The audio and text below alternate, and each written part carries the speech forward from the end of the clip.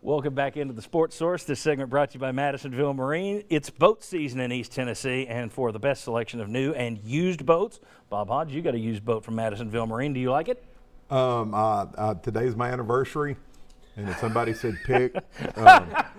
There's your happy anniversary, Roxy. I'm buying a boat, being married. All right. He said if. G3, Skeeter, Sweetwater Hurricane, they've got them all: pontoons, deck boats, fishing boats. There's no better place to buy a boat, as Bob Hodge would attest, than Madisonville Marine. Rapid fire segment. I'll start with Bob and Josh, since you're going to be getting the cold shoulder when you get home.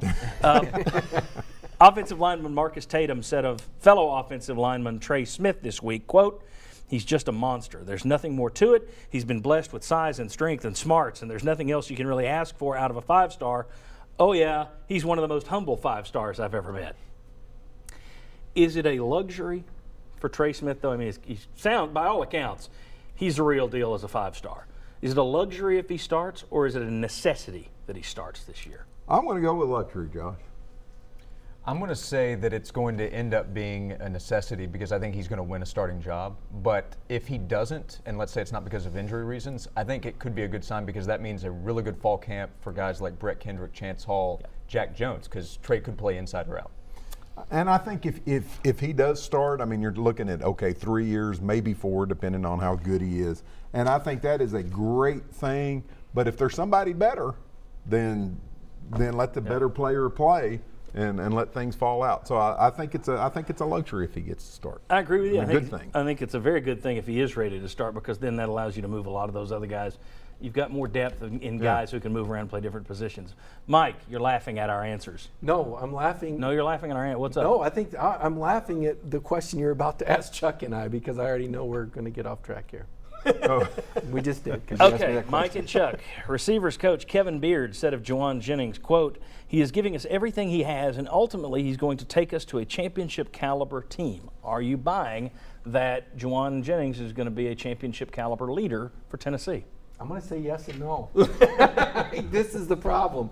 On the field, yes. But off the field, I want to see him get through an off season without getting into trouble. I don't think you can be a leader, Chuck, if you're having off-field issues like he's had in the past. Well, I mean, he's had his share. But also, I think it's also going to be about more than Jauan Jennings. If you're going to get to a championship level, I'm wondering who the number 2, number 3, number 4 receivers are going to be. And Jauan Jennings, yes, yeah. But you do want him. Who else is the number 1 guy? Yes, you want Jauan Jennings to be showing that he can take you to that level.